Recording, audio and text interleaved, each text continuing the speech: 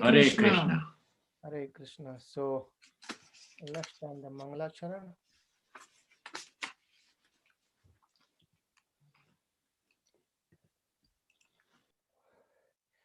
Om Namo Bhagavate Vasudevaya. Om Namo Bhagavate Vasudevaya. Om Namo Bhagavate Vasudevaya.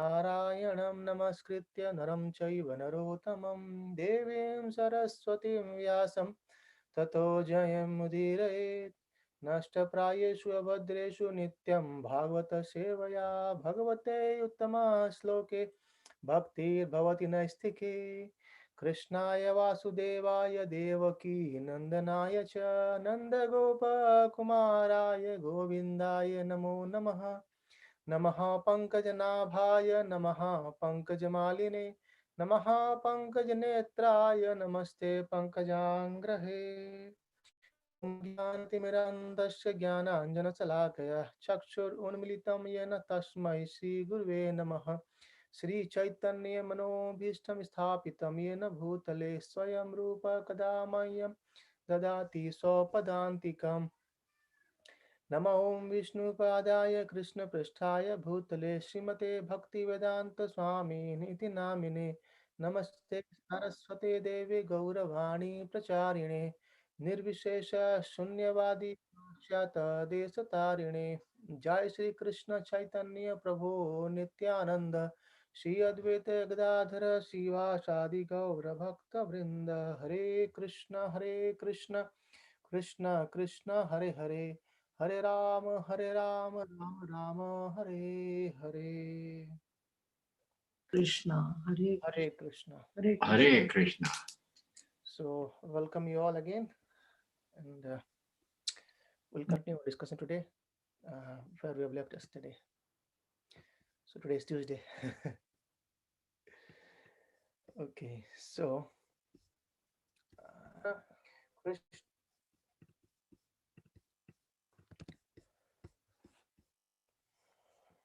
so yesterday we have been discussing in Canto 10, and we have discussed till chapter 50, and today we'll continue from 51. And we discussed about how Krishna has planned to uh, go to Dwarika, and he shifted all his all these coward boys and all the Mathuravasis actually to Dwarika, and we've seen how this by his Yogamaya potency he moved everyone. When they slept, he moved everyone to Dwarika Nagari, and when they got up, they could see everything amazing over there. And so, and we had a question about Akshashini Sena. So that Akshashini Sena in one Akshashini Sena there are it consists of so many soldiers. So it has 21,870 soldiers on elephant, and then it has 21,870 soldiers on chariots, and 65,610 horses, and 1,09,350 the soldiers there on their foot. So this consists of one Akshashwani Sena, and we have seen how this Jarasandh he used to bring 23 Akshashwani Sena for the first time to attack Krishna and Balaram. But however, he was been all this divisions has been killed by Krishna and Balaram, and we have seen that how this Jarasandh has brought this many Senas. For 17 times he got defeated from Krishna. Right. So we'll continue from chapter 51 today, and here it says the deliverance of Mucukunda. So again, Mucukunda was again a great king, and he also has left helped this devatas in one of the fighting with the demons. So we'll see it. So Sukadeva Goswami continues here saying that Kālayavana, and who saw, so as we discussed, Kālayavana already ready to attack Mathura, as then Krishna has came out after sending all this to Dwarika. Krishna came out over there Mathura, and Kālayavana actually seeing Krishna as something amazing. So Sukadeva Goswami describes is that Kālayavana saw Lord coming out from Mathura like a rising moon. And the Lord was most beautiful to behold, and his dark blue complexion with yellow silk garment. Upon his chest he bore the mark of Srivastha, and the Kaustubha gem adorned his neck. His forearms were sturdy and long. He displayed his ever joyful like face with eyes pristine smile wearing shark-shaped earrings. Prabhuji, And Hare Krishna. Not able to hear you properly. Not able to hear you. Is it? The video is also frozen. Yeah. Yeah, there is a problem thing. One minute, let it get.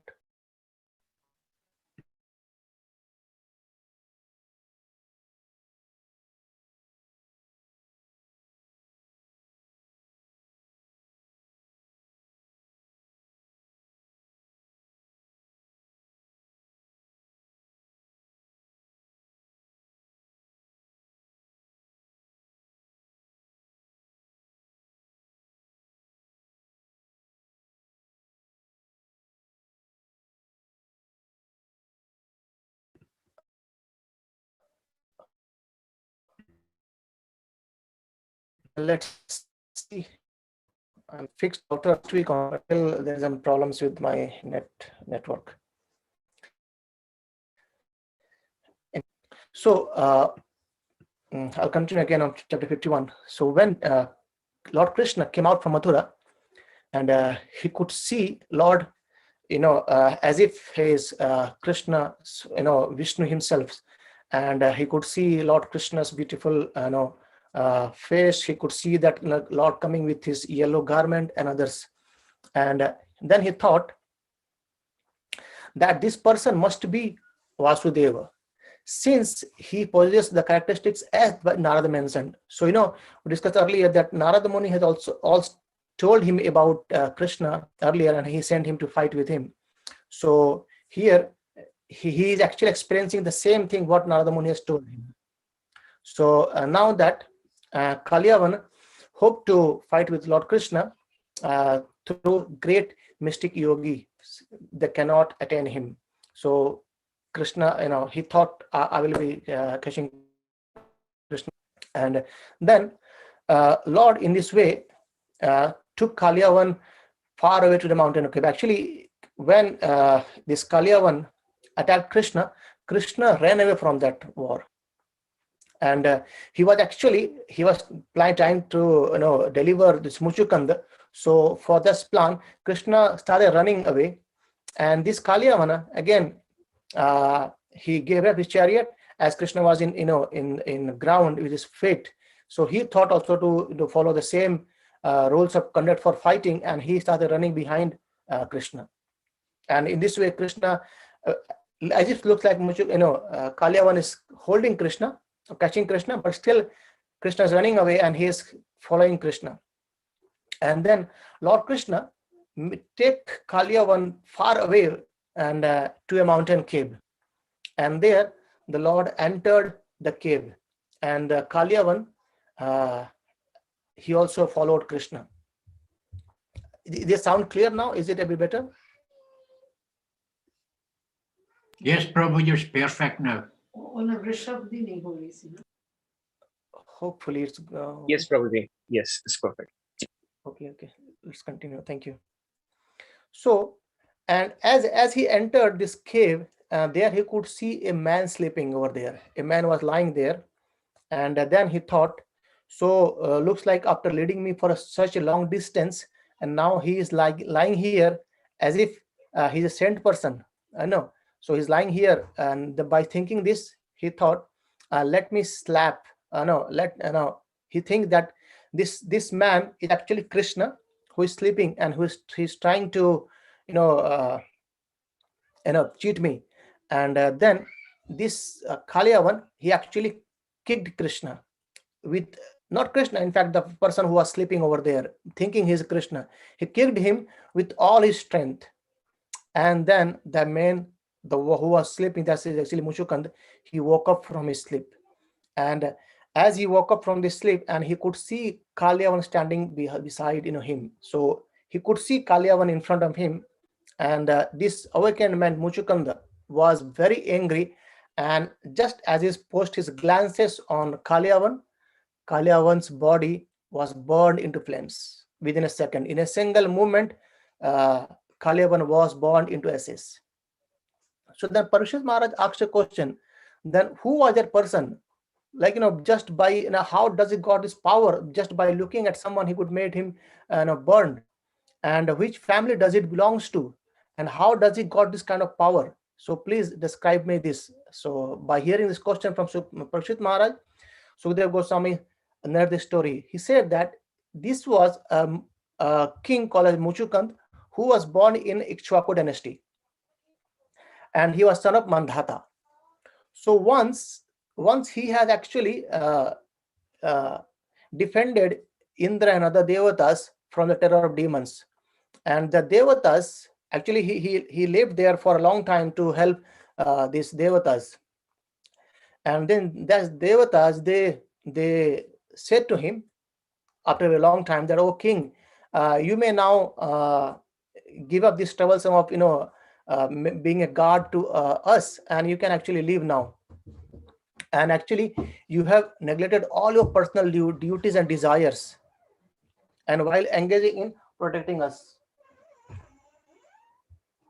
So you have done all the things just for us, and we have actually given up your all family duties, and hence, and we would say that right now even all your relatives are no longer alive, because it's a long time. So even your relatives are not alive, and all have been swept away by time. So, and because you have already saved us from this danger, and you may choose a benediction from us. So whatever you wish, you can ask a benediction for us. And then they said that one thing, that you can ask everything except liberation, and that liberation can only be granted by Lord himself. So please, and accept this, you can ask anything what you wish. So the king, who was actually very exhausted by his labor, and he then chose to ask for a benediction from this devatas. And he said that, "Oh best of the devatas, demigod, may whomsoever disturb my sleep be immediately burned to ashes, and I need a benediction that I want to sleep." And then the devatas, they replied, "Okay, as you wish, so you will be fulfilled." And that person who wakes up in the middle of your sleep will immediately turn to ashes simply by seeing you. So that's a benediction Mucukunda got from the devatas. And hence, not just only one, is two, that he will be sleeping as per his wishes, and if anyone disturbs his sleep, and for the first sight, he say that person will be killed, or he will be burned by the ashes.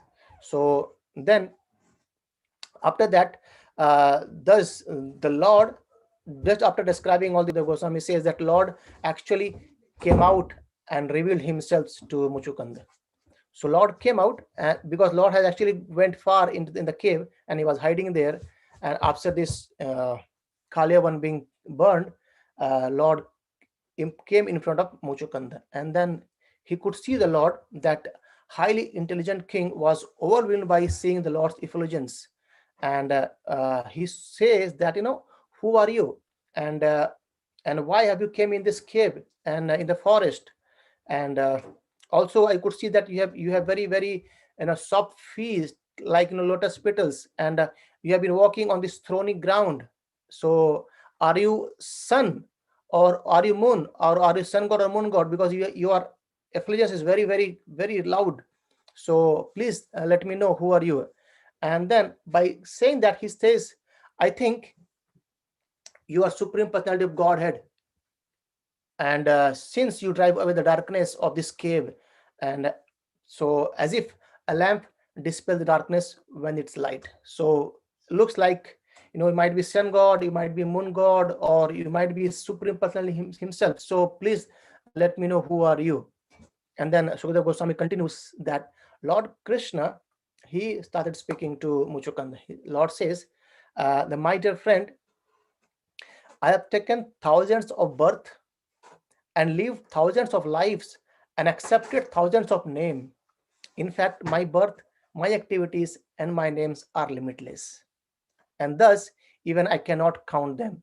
So Krishna is saying that, it's so unlimited that even I cannot count this. I cannot count my names. I cannot count my, appearance, how much I have taken in this life, in this world.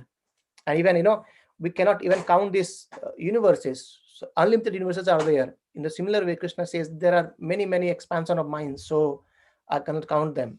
And then after that, he says, after many lifetimes, someone might count the dust particles on the earth. Maybe someone who wants, after many, many lives, he can actually count the dust particle on the earth, but no one can ever finish counting my qualities, activities, names, and birth. So that's how Krishna is unlimited. Right. So again, Krishna is saying to Mucukunda that, it's not possible for anyone, in fact, for anyone to count my qualities, activities, names, and birth. That's again false. We discussed earlier as well. It being described that, if may possibly someone can count the waves in the ocean, which is actually impossible. So that's just for one ocean, and imagine there are how many oceans in this world, in the universe. So it's not possible to count the waves of ocean. In a similar way, it's not possible to count the qualities, activities, names, and appearance of Lord Krishna. And by saying that, and Lord Krishna said that, please hear about my current birth. So please listen to carefully about my current one. He said, I have descended right now in the Yadu dynasty and in the home of Anakadundavi. Anakadundavi is again a name of Vasudeva. And I have came here as requested by Lord Brahma. So because we discussed that, no, Mother Earth, she went to see Lord Brahma, and then Lord Brahma went to Lord Vishnu to check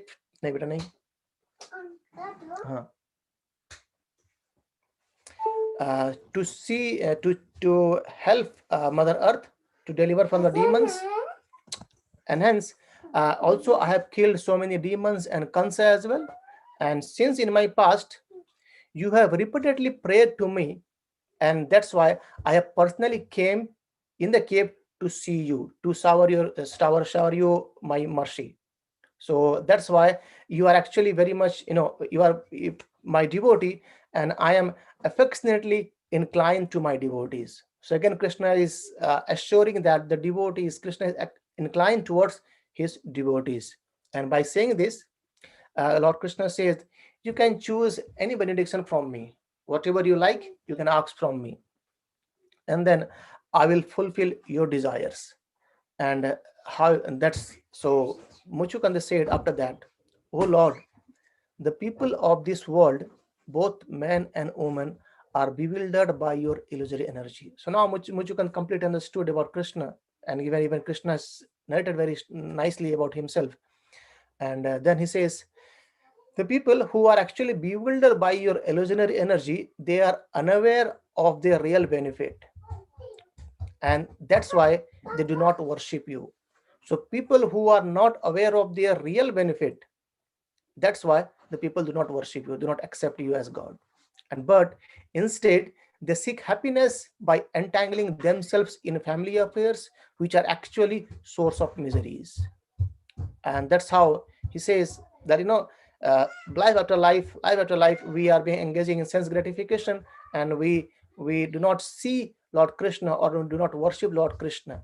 And that is because of the bewilderment by the illusory energy, that how these three modes of material nature works, and it makes us bewildered all the time. And then he says that anyone in this world thinking himself that I am independent and I am supreme, they cannot attain any happiness. Right. So again is learning for every one of us that Mucukunda is saying that we living entity are actually not independent, rather we are dependent. We are dependent upon sun. Just for example, to see the sun and to get days, we are dependent upon our life air. Though we do not know how we are breathing, but still we are dependent on this air, and air created by Lord Krishna. It's his energy. This whole earth, his energy. This the time, whatever we see, and we have discussed many times, like food, right? The food which we see that comes in the ground, that cannot be manufactured in the factories. And by understanding that we are somehow or other always dependent of the supreme, and either we believe or we don't believe, but the fact is that we believe.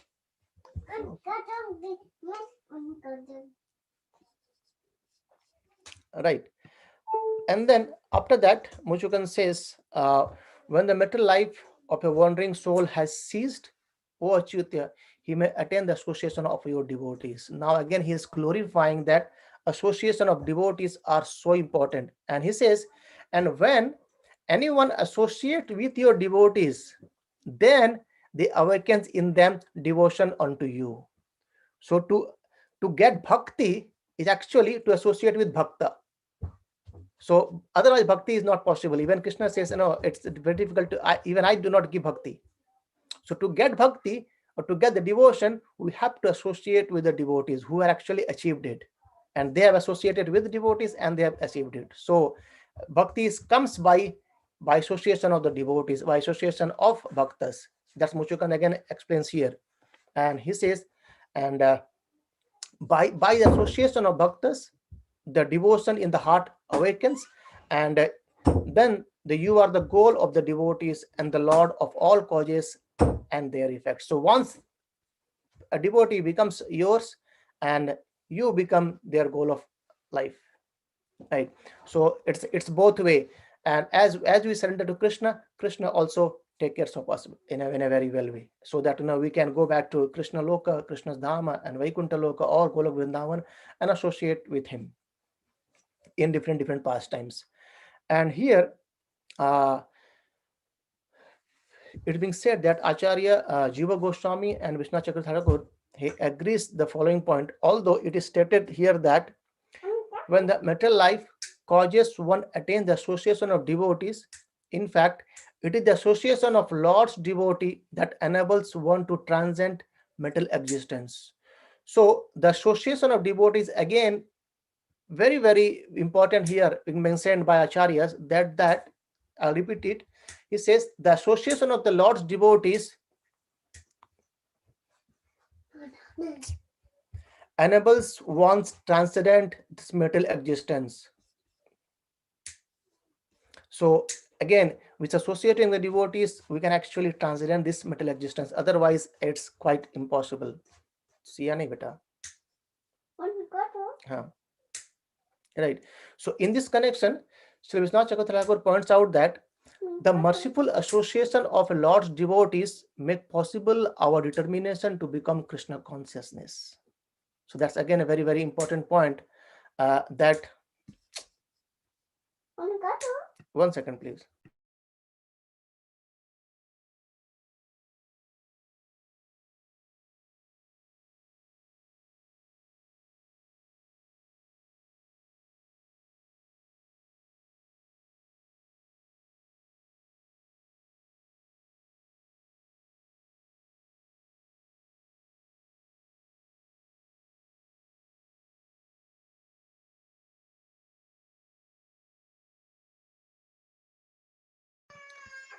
Sorry. So that's a very important point again being made by Acharyas, that to cross this material existence, we need the mercy even of devotees before getting the mercy of Lord Krishna, right? And then the association of devotees, because they are so merciful that the the Lord's devotees, they make possible what they make possible, our determination to become Krishna consciousness.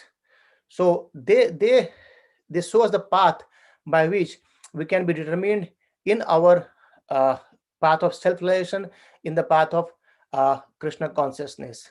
And then Acharya agrees with even with Srila Jiva Goswami that this verse is an intense of everything, right? So association of devotees again being glorified here. And then he says, "O powerful Lord, I desire no boon other than service to your lotus feet." That's again an exemplary example of a pure devotee saying that I do not desire anything except the service to your lotus feet. Acharyas, they explain that the pure devotees, they do not care about where they are. Even they are ready to go to the hellish planet. However, if they can associate somehow or other in the service of Lord's lotus feet, or even they can hear about the transcendental glories of Lord Krishna's, right? And then by saying that, uh, he says, what is the use of choosing any material desire? That material desire is actually the cause of his bondage. So the material desire, as much as we have, that is actually making us, binding us in this small material world, and is keeping us in this circle of birth, death cycle. Then Lord replied, very nicely, Lord replied here to him, says that, uh, I understand you very nicely, and still, I will assure you that your mind was never overcome by any material desires, and the intelligence of my annular devotees is never diverted by any material blessings. So again, a point mentioned here is that even if the devotees, they have the material opulences, even if they have very wealth, or whatever the fame, all the material things, very high education, or very very high, high status, or fame, still they are not diverted, they are not been attracted with these material opulences, because they knew very well that this is what is given to them by Krishna's mercy, right? And they knew very well that it can be taken away at any point of time when Krishna wishes. So that's why Krishna is making a point again here, that don't worry about these material desires. My devotees, my unalloyed devotees, they never diverted by these material opulences or blessings what they have. And they wander in this earth at their will. And now he says to Mucukunda that you can actually wander here as your wills, and fixed, I can assure you that your mind will be fixed on me, and may you always possess such unfailing devotion towards me. And this again blessings given to Mucukunda by Krishna, that you will be, your mind will be always fixed on me, and you will have the unfailing devotion towards me. And he says that you have actually followed the principle of Kshatriya very nicely when you were a Kshatriya king, and even you kill living beings while hunting and performing other duties. So to vanquish these sins which you have acquired in Kshatriya, and I would say you need to execute some penances, and while executing the penances, you remain surrendered to me, and you will be remaining just by uh, surrendering your mind to me. In the next life, you will actually become a very excellent brāhmaṇa, and then certainly you will come back to me alone after that. So this is the Krishna's blessing to Mucukunda, that just go and wander wherever you wish, and your mind will be fixed in me, and I wish, I say that no, you will be possessing this unfailing devotion towards me all the time. And he also blesses that in the next birth you will become a very excellent brāhmana, and then you will come back to me. And let's, as Sri Krishna, in this purpose is mentioned that as Sri Krishna mentions in Bhagavad Gita 5.29, Sruddham Sarva Bhutanam Gyatva Mam Satim Rachati, that a person attains peace by understanding me, Krishna, to be the well-wishing friend of all living beings. So Krishna is the one who is actually the best well-wisher of every living being in this world. and who is residing just within us. Though we can't see him, but still he is within us. And then Lord Krishna and his pure devotees, they work together to rescue this fallen soul from the ocean of illusion. Just imagine, very nice mentions by the disciples of Prabhupada, that Lord Krishna and his devotees and his pure devotees, they work together to rescue the fallen soul from the ocean of this illusion. And this is the real purpose of this Krishna consciousness movement, to take out all these fallen souls. We are all fallen souls, and we want to go towards the Krishna Loka, and by crossing this ocean of illusion, and that can only be done by mercy of Lord Krishna and mercy of pure devotees. We discussed many times that ब्रह्मांड भ्रमिते कोनो भाग्यवान जीव Guru Krishna prasade pai bhakti lata. By the mercy of Krishna we get Guru, and by the mercy of Guru we get Krishna. So these both work together. And then by the mercy of Krishna as well as pure devotees, we can actually go back to Godhead just by. So the instructions given by the Guru, the spiritual masters, which are in line with with the scriptures as Bhagavad Gita and Srimad Bhagavatam, and following under the footsteps of these acharyas, actually we can achieve Krishna and we can go back to Godhead, right? So that's end chapter number 51, and we'll continue 52, and let's see how much we can proceed ahead for this.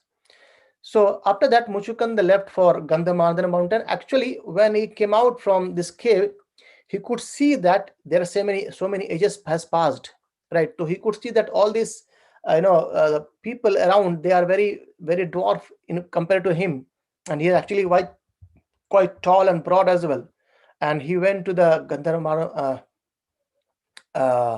Gandhamadana mountain, and then he arrived at Badrikashrama. There he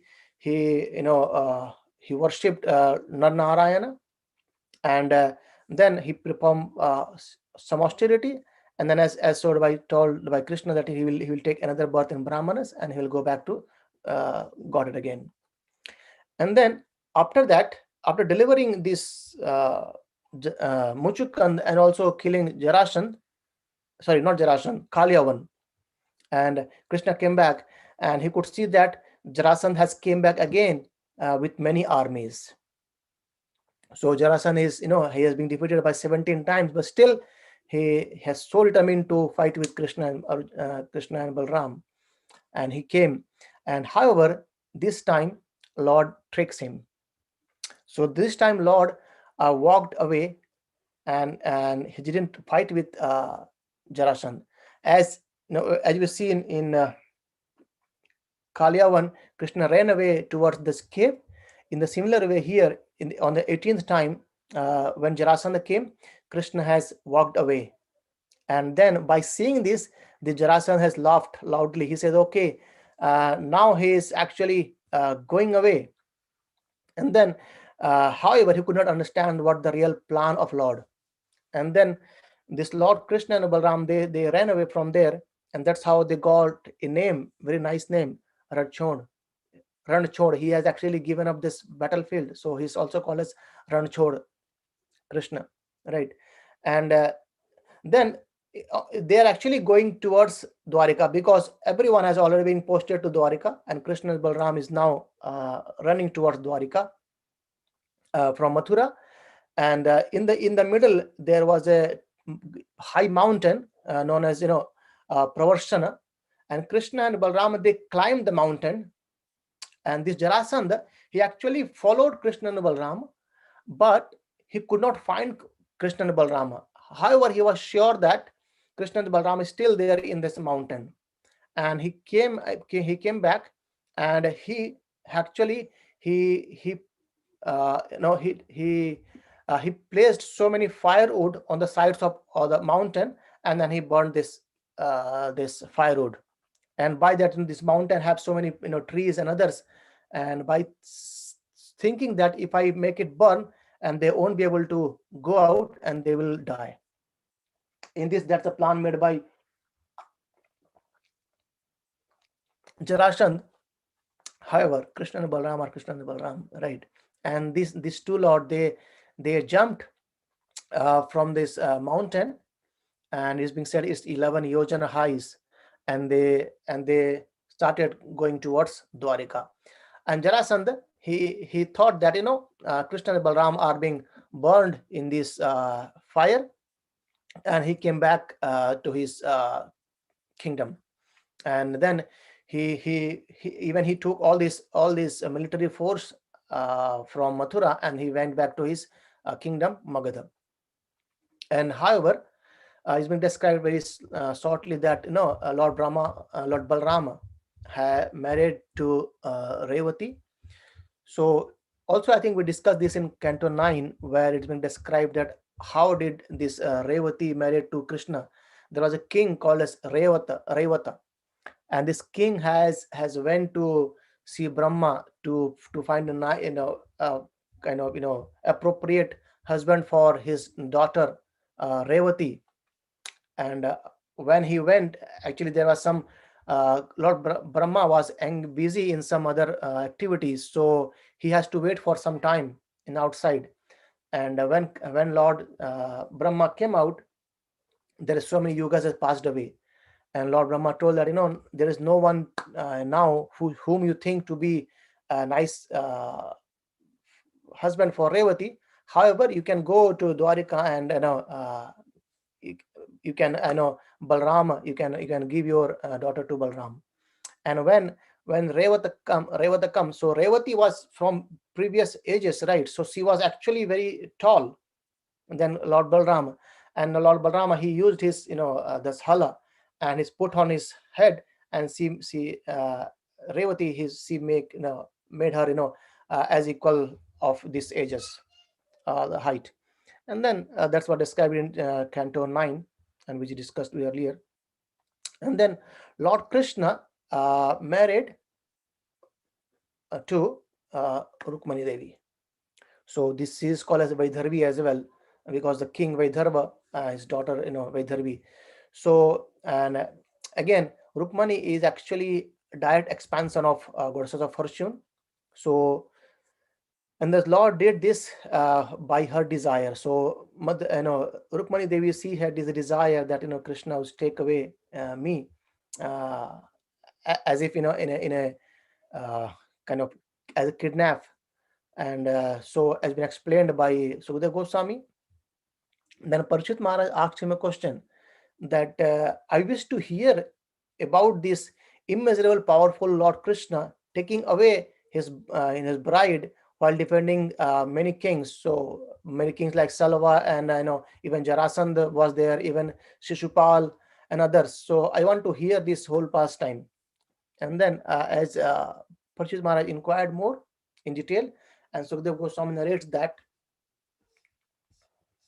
Okay, let's continue for a couple of minutes more. And then he says, Sukadeva Goswami continues saying that there was a king called as named Bhishmaka, and he was very much powerful ruler of Vidarbha place, and he had 5 sons and 1 daughter who is Rukmiṇī Devi. And his 5 sons were Rukmi was the elder one, and the 4 others was Rukmi, Rukmartha, Rukmabahu, Rukmakesha, and Rukmamali, and has a daughter Rukmiṇī. So this Rukmiṇī, he was actually just imagine about this Rukmiṇī Devi. She was actually haven't seen Krishna earlier, but she was actually hearing about the pastimes of Krishna from the many people who visit the places. They used to glorify about Lord Krishna's pastimes, what he had done. So Rukmiṇī was actually just by hearing Krishna's beauty, Krishna's power, Krishna's transcendental character, she had made up her mind that this is my perfect husband for me, and I would like to I want to marry with Krishna. That was her desire, just by hearing about Krishna. And even Lord Krishna knew very well that Rukmiṇī possesses very intelligence and very auspicious bodily marking, because she is again an incarnation of goddess of fortune. and she was very much beautiful as well, and having all these good qualities in her. And also by Krishna also thought, okay, Rukmiṇī looks to be very ideal wife for me as well. So both has wished. However, this Rukmiṇī, who was brother of Rukmiṇī, and he was envious of Krishna, and even Shishupal was also envious of Krishna. So Rukmiṇī was not in favor of marrying Rukmiṇī with Lord Krishna, and he decided to make marry of Rukmiṇī with Shishupal. So, but Rukmiṇī was actually knew this, and she was very upset. And this Rukmiṇī, he had made a plan to make the marriage as soon as possible, very quickly. So by understanding this this plan, Rukmiṇī actually she sent a very trustworthy brāhmaṇa as a messenger to Lord Krishna into Dvārakā. And when this brāhmaṇa went to Dvārakā, and then Lord Krishna, he worshipped the brāhmaṇa very nicely, and then he inquired the reason of him, and then he read, this brāhmaṇa read this letter who was being sent by Mother Rukmiṇī, and then she said that, then I'll read it, this 2 or 3 para. I'll take more 5 minutes for you all.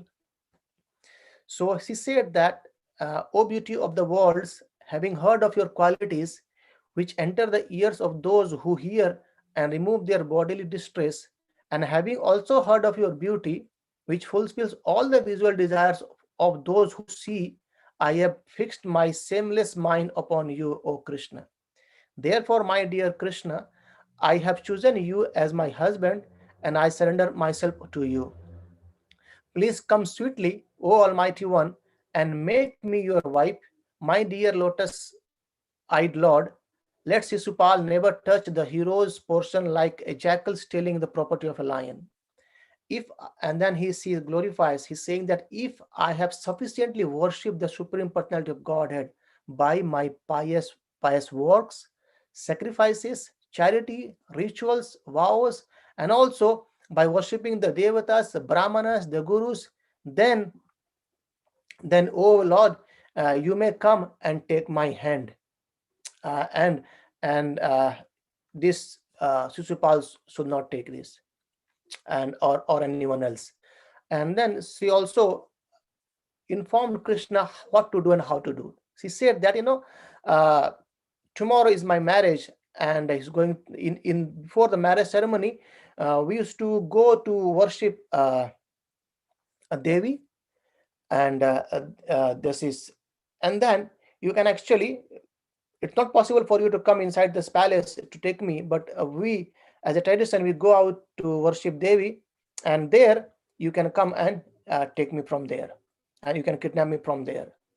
That's how she also instructed to give advice that how can you do it. She said, on the day before the marriage, there is a grand procession to honor the royal family's deity, and in that procession, the new bride goes outside the city to see this Devi Girija. And then, after explaining all this brāhmana said, O Lord of Yadus, please consider what must be done in these circumstances and do it at once. So this was the message sent by the Rukmiṇī to Lord Krishna through the brāhmanas. And tomorrow we'll continue, where we'll see how Krishna kidnaps Rukmiṇī and he marries the Rukmiṇī. Sorry for taking more time, and sorry for the disturbance today as well. Hare Krishna. Any question, any thought?